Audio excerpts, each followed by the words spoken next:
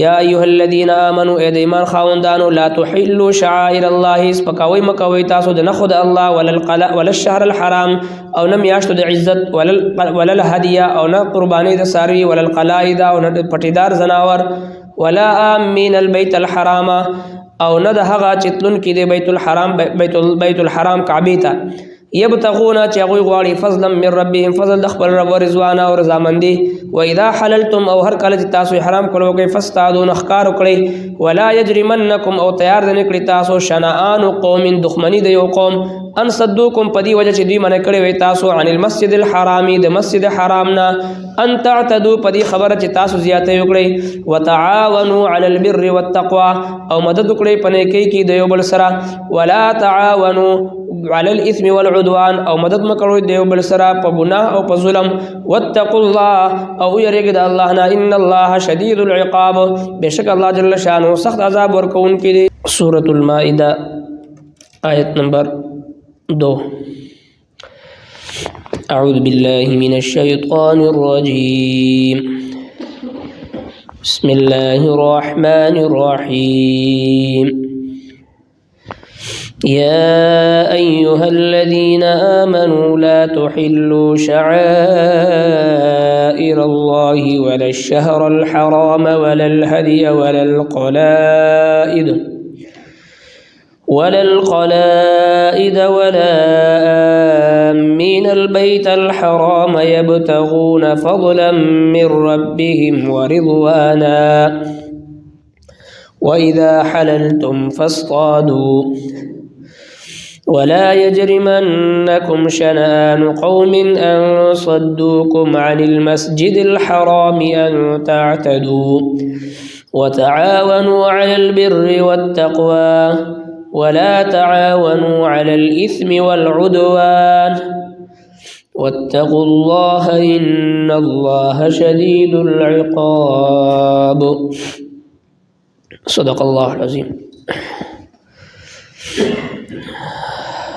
پدی آیت مبارکہ کی اللہ تبارک و تعالی مومنانو ته دا خطاب فرمایل چې تاسو سپکاوی مکوئ د الله د نخو او بیا د شعائر الله د الله د نخونه د بعض د شعائر الله ذکر د تراغي چې هغه مسجد حرام دی حرمت والا میاشت دی مسجد حرام دی او هغه ساروی چې هغه د قربانی ساروی وي پټیدار ساروی وي چې غاړه کې وته پټا چول شي وي د قربانی د پاره نخې په تور باندې او نه د هغو خلکو سپکاوی کوي چې کم خلک د حج او د عمرې د پاره بیت الله طرف ته روان وي د الله فضل او د رضامندۍ د لټولو دپاره او بیا فرمایل چې واذا حللتم فاصطادوا چې کله تاسو احرام کولو کوئ نو بیا اخکار وکړئ نن چې کوم د دې آیت مبارکه دا دویمه حصہ ده په دې کې فرمایي چې ولا یجرمنکم او تیار د نکړي تاسو لرا شنآن قوم دښمنی د یو قوم ان صدوکم پدی چې دوی منع کړی وي تاسو عن المسجد الحرامي د مسجد حرام نه ان تعتدوا پدی خبره چې تاسو زیاتې وکړئ وتعاونوا على البر والتقوى وتعاونوا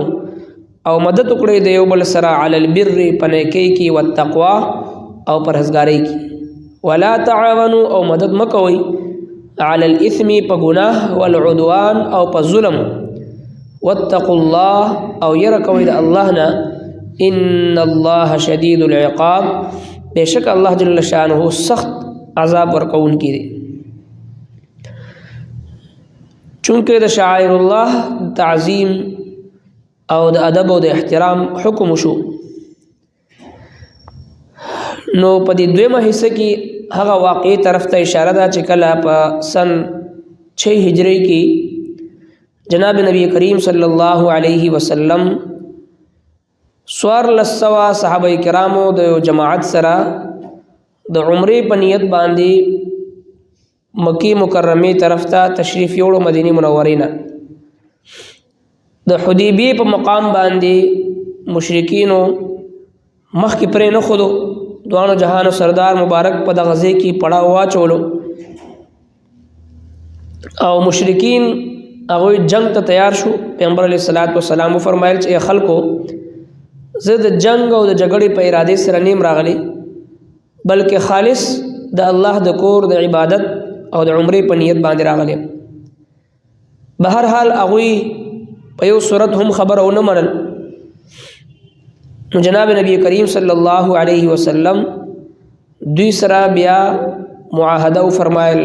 صلح حدیبیه چې ورته وي صلح حدیبیه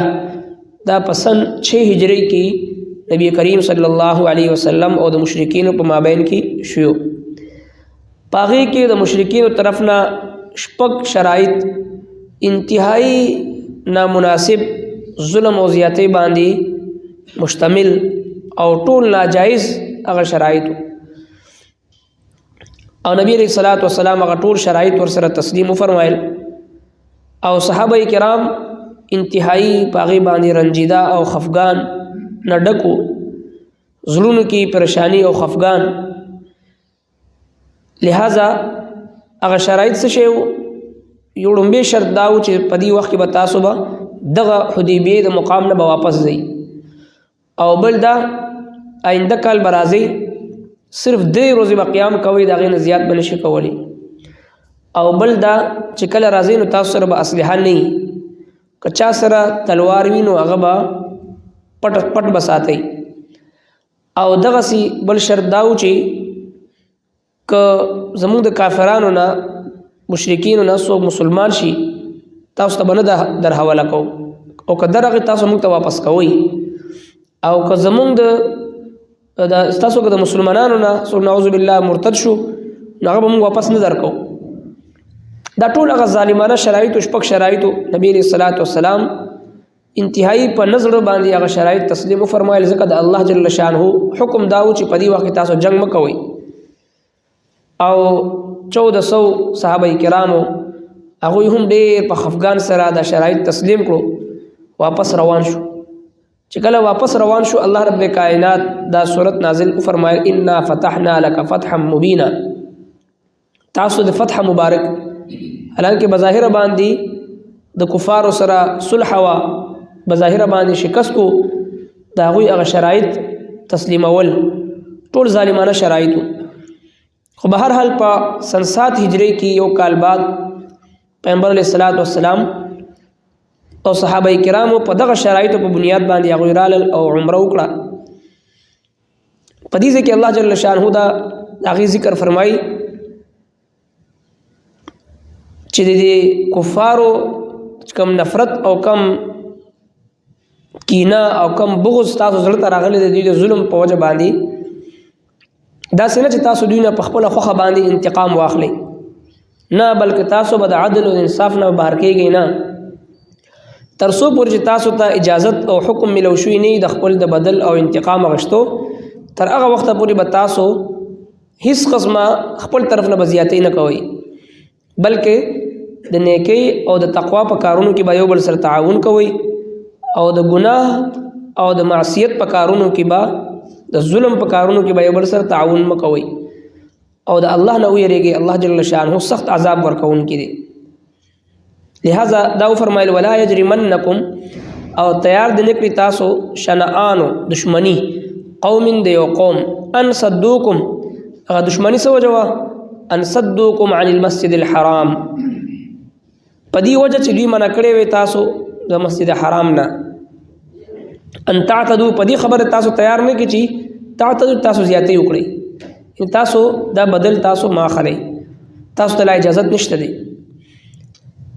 فی الحال تاسو سه حکم دی وتعاونوا علی البر والتقوى مدد وکړئ په نیکی کې د یو بل سره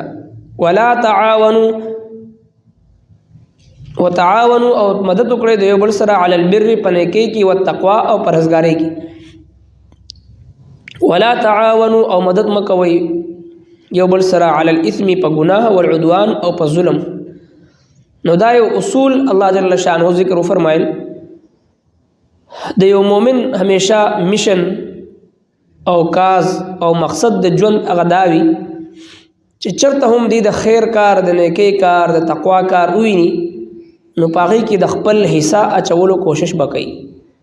خو هغه لږ نه لږ معمولی نه معمولی کار ولی نه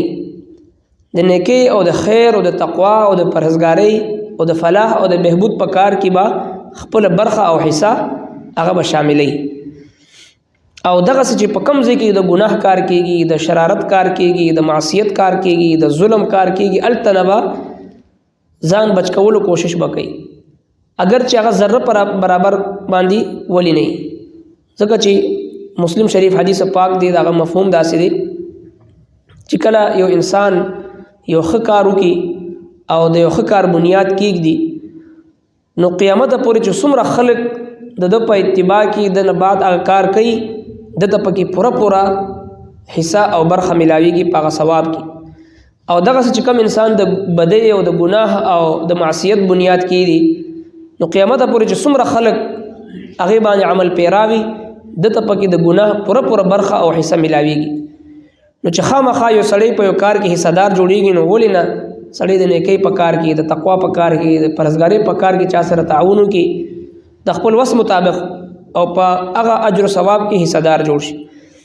جناب نبی کریم صلی الله علیه وسلم نه یو صحابي ته پوښتنه کوي چې یا رسول الله تاسو دا ارشاد فرمایل چې انصر اخاک ظالما او مظلوما تاسو دا ارشاد فرمایل چې د خپل رور مدد کوا کاغه ظالم وي کاغه مظلوم وي یا رسول الله د مظلوم مدد خو زموږ سمجھ تراغي چې د مظلوم مرسته وکړي شي نو دا دغه سره مدد دی د ظالم مرسته څنګه وي دوه جهان سردار مبارک فرمایل چې د ظالم مرسته دا چې دی د ظلم نه منی کی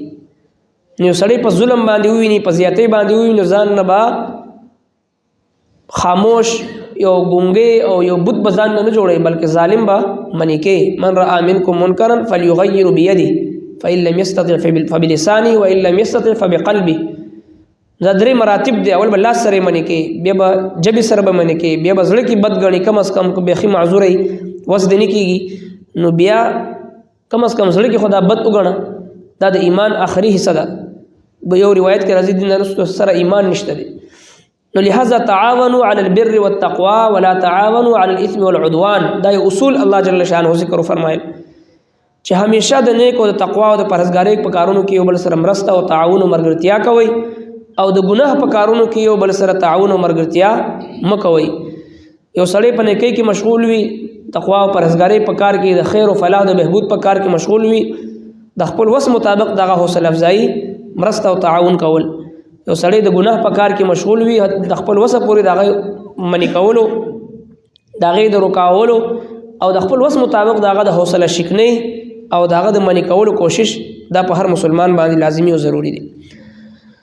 یا ایها الذين امنوا اے د ایمان خاوندانو لا تحلوا شعائر الله سپکاوي مکوي تاسو د نخود الله ولا الشهر الحرام او نم یاشتو د عزت ولا الهديه او نه قرباني د ساروي ولا القلائد او نه پټیدار زناور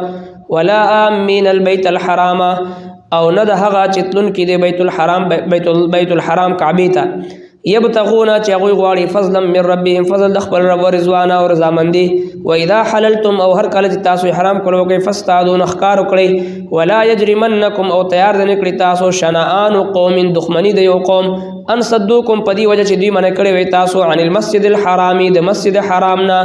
ان تعتدوا پدی خبره چې تاسو زیاته وکړي وتعاونوا على البر والتقوى او مدد کړئ پنه کې د یو بل سره ولا تعاونوا على الاثم والعدوان او مدد مکړو د یو بل سره په ګناه او په ظلم واتقوا الله او یریګ د الله نه ان الله شدید العقاب بشک الله جل شانه سخت عذاب ورکون کې صدق الله علیه وسلم ربنا تقبل منا انك انت السميع العليم وتب علينا انك انت التواب الرحيم برحمتك صدق الله علیه وسلم ربنا تقبل منا انك انت السميع العليم وتب علينا انك انت التواب الرحيم برحمتك